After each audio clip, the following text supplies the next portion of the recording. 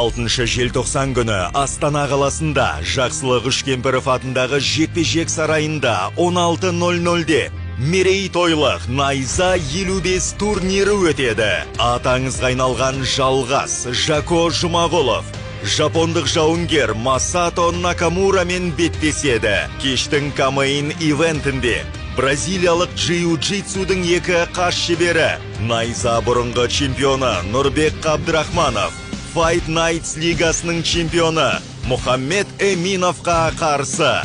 Кештің басты жекпе-жегінде ең жеңіл салмақ дәрежесіндегі титулдық шайқас. Екібастұздық азулы чемпион Диас Еренғайыпов белбеуін жапондық үміткер Руя Фукудаға қарсы қорғайды. Және де 50 миллиондық жүлде қоры бар командалық гран-придің ширек финалы.